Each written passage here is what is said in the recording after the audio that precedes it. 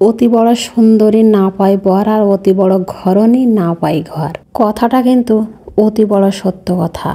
দেখবেন যে মানুষটা অল্পতে খুশি হয় তার কপালে সেই অল্পটুকুই জোটে না। যার একটা সুন্দর সংসার সাজানোর ইচ্ছে আছে, দুচোখে স্বপ্ন আছে, সেই মানুষটার কিন্তু সাজানোর মতো ঘরটাই জোটে না কপালে। তবে আসলে আমার নজিরে দেখা নেই যে যারা সংসারী হতে চায়, যারা ঘরণী হতে চায়, তারা ভালো ঘর আসলে পায় কিনা। আর রইল সুন্দরী মেয়েদের বর। তো আমি আসলে দেখছি যে সুন্দরী মেয়েদের আসলেই ভালো কোনো বর হয় না, মানে খুব রেয়ার। পৃথিবীতে আমি এটা দেখছি যে ইচ্ছে থাকলেই কিন্তু তার সব স্বপ্ন আসলে পূরণ হয় না। যারা আমি দেখেছি স্বপ্ন দেখে না তাদের আসলে আচমকা স্বপ্নগুলো সব পূরণ হয়ে যায়। আর যারা স্বপ্ন দেখে একটা সুন্দর সোনালি দিনের, তাদের স্বপ্নগুলো কিন্তু শুধু ভঙ্গই হয়ে যায়।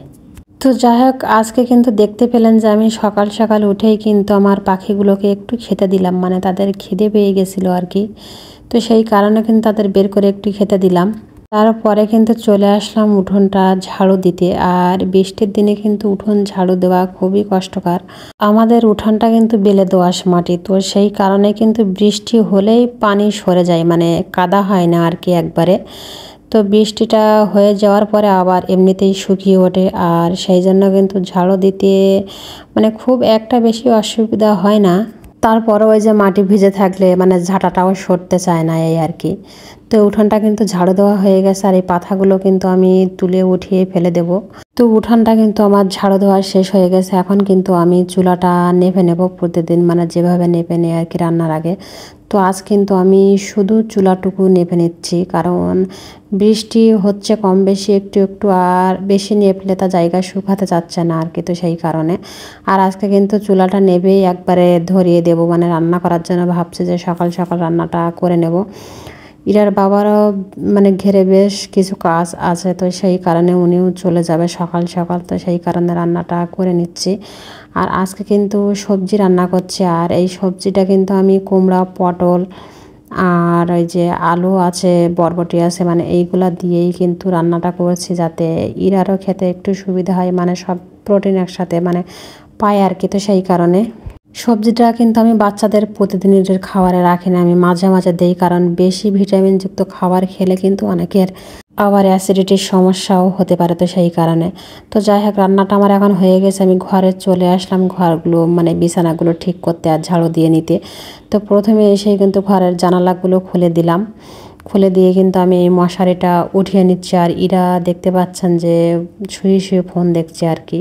ইরা কিন্তু ফোন সব সময় চায় না বা দেখে না। ওর যখন ফোনটা সামনে আসে, মানে যদি ফোন ও না দেখে তাহলে কিন্তু সারাদিন দেখতে চাইবে না, আর যদি সামনে চলে আসে তখন একটু দেখতে চাইবে এই আর কি। তো যাই হোক, ঘরটা কিন্তু আমি এখন ভালোভাবে ঝাড়ু দিয়ে নিলাম। তো ঝাড়ু দিয়ে নিয়ে এসে কিন্তু রান্নার পরে যে আমি চুলায় একটু গরম পানি করতে বসিয়ে দিলাম, তো সে পানিটা এখন নিয়ে যাচ্ছি কাপড় চাপড়গুলো মানে ভিজাবো, সেই কারণে মানে কেচে দেবো। আজকে যেহেতু কাপড়গুলো ভিজিয়ে রাখবো না, তো সেই কারণেই কিন্তু গরম পানিটা দিয়ে দিচ্ছি, যাতে যেই সেই পরিষ্কার করে দিতে পারি। আর দেখছি আজকে কিন্তু আকাশটা অনেক মেঘলা মেঘলা। তো এদিকে দেখেন যে কি সুন্দর পাখিগুলো গোসল করে, মানে তাদের পাখনাগুলো ঝাপটাচ্ছে যাতে পাখনা থেকে পানিগুলো সরে যায়, সেই কারণে। তো যাই হোক, আমি কিন্তু ছাদের উপরে আসলাম কাপড়গুলো নেড়ে দিতে। আর দেখতে পাচ্ছেন যে আকাশটা কিন্তু একবারেই মেঘলা, মানে এত পরিমাণে মেঘ হয়ে আছে যে মনে হচ্ছে এই হয়তো বৃষ্টি নামবে। তো আমি আসলে ভাবছিলাম যে সব কাপড়গুলো মেলবো কিনা, তো কিছু কাপড় মেলেছে আর কিছু কাপড় আমার উপরে কিন্তু ঘরের ভেতরে যে দড়িতে রেখে দিয়েছে, যে ঘরগুলো আসলে এখনও ঠিক করে নেই সেই ঘরগুলো। তো ওখান থেকে এসেই কিন্তু আমি মাঝামাঝির কাজে লেগে গেছি, এই যে প্লেটগুলো মানে মেজে নিচ্ছি। আর যেহেতু একটু প্লেট মানে কম আছে, সেই জন্য কিন্তু মাজাটা একটু দেখিয়ে দিলাম। আর তারপরে কিন্তু হুইলের গুঁড়ো দিয়ে এইভাবে মেজে নিলাম। তো মেজে নিয়ে কিন্তু ফাইনালি এবার সব কিছু ধুয়ে নেব। আর আমি কিন্তু এখন সেগুলো ধুয়ে নিচ্ছি ভালো করে। আমার ধোয়াটা যেহেতু হয়ে গেছে, তো সেই কারণে কিন্তু সেই জায়গাটাও ভালোভাবে পরিষ্কার করে নিচ্ছি। তারপরে কিন্তু এইগুলো আমি এখন নেড়ে দিতে আসছি। ভালো থাকবেন সবাই, আল্লাহ হাফেজ।